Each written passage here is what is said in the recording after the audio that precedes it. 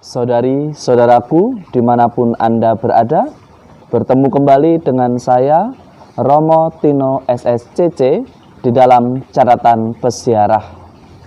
Di dalam persiaran hidup menjadi sangat lucu atau tidak dapat dimengerti ketika kita sebagai orang beriman masih bertanya, kemanakah jalan yang mesti aku tuju? Kemanakah jalan setelah kehidupan ini aku harus tempuh? Sebelum kita memulai permenungan dari catatan peziarah, marilah kita membuat tanda kemenangan Kristus. Dalam nama Bapa dan Putera dan Roh Kudus. Amin. Allah Bapa yang Maha Kasih, puji dan syukur kami aturkan kepadamu atas segala cinta yang Kau limpahkan kepada kami anak-anak-Mu.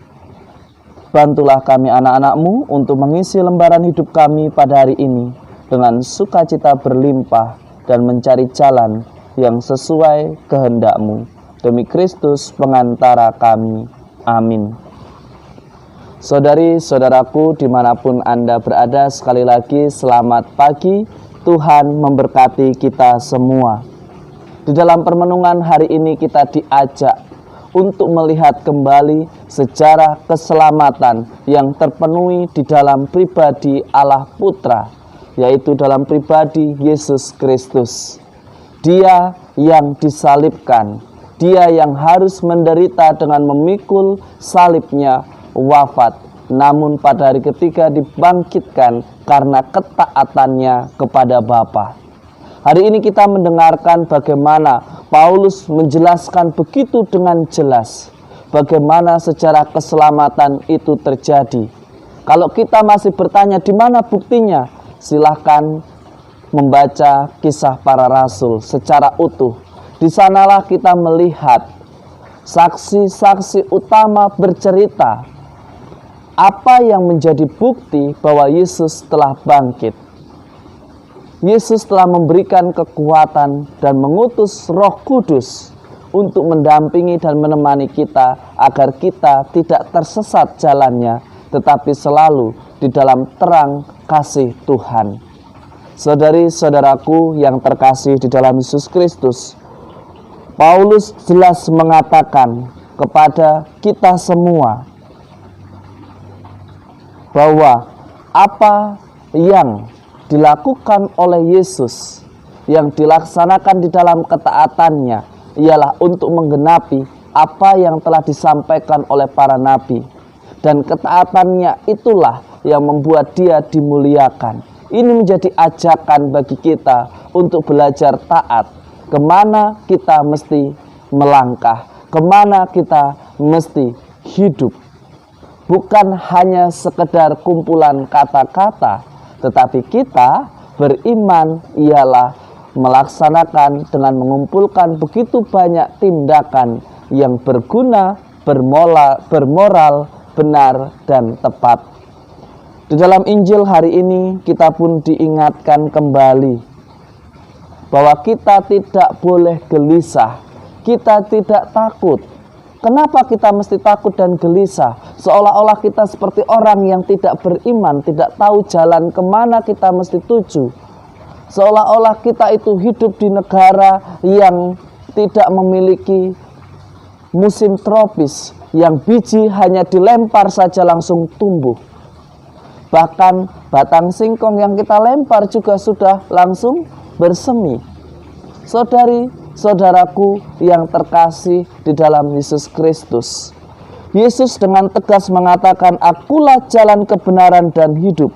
Tidak seorang pun dapat datang kepadaku kalau tidak melalui aku." Menjadi sangat lucu dan tidak masuk di akal ketika kita mengatakan bahwa kita murid Kristus, tetapi kita tidak tahu kemana kita mesti mencari, kemana kita mesti menuju jalan hidup kita. Kok seolah-olah kita tidak mempunyai andalan hidup di dalam persiaran hidup kita. Kita diajak untuk belajar menjadi murid yang baik, menjadi murid yang tahu diri, mana gurunya, mana yang menjadi gembalanya. Kok hanya karena disuruh tinggal di rumah, kita seperti seolah-olah tidak bisa melakukan sesuatu. kita bisa bercocok tanam, kita bisa melakukan penanaman dengan hidroponik. Kalau yang nggak punya tanah, kalau yang nggak punya modal, kita bisa menggunakan bungkus minyak yang sudah kita habiskan minyaknya. Kita bisa gunakan tempatnya sebagai polybag. Saudari-saudaraku yang terkasih, menjadi orang beriman berarti berani menjadi pribadi yang kreatif, berani melaksanakan apa yang menjadi bagian di dalam hidup kita. Itulah cara kita ikut ambil bagian di dalam memikul salib kita. Saudari-saudaraku, jangan takut. Tuhanlah jalan kebenaran. Kenapa kita mesti ragu? Kita sudah beriman, kita sudah dibaptis. Maka yakinlah dan percayalah, sebagaimana Paulus menceritakan kepada kita, dialah Tuhan yang menerangi kita, yang membimbing kita. Pertanyaannya ialah, sudahkah aku selalu setia dan taat pada bimbingan Tuhan yang disampaikan melalui sesamaku? Ataukah aku hanya sebagai pribadi yang terus mengeluh dan memikirkan diri sendiri? Semoga lembaran hidup kita hari ini menjadi berkat Tuhan dan selalu menjadikan kasih dan tanda akan kesetiaan Tuhan kepada kita dan sesama kita. Tuhan memberkati kita semua dalam nama Bapa dan Putera dan Roh Kudus. Amin.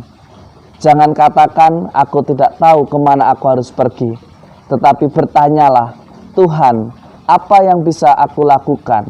Bimbinglah aku dan sertailah aku dengan usahaku saat ini, meskipun aku harus tinggal tetap di rumah. Tuhan memberkati dan selamat beraktivitas. Amin.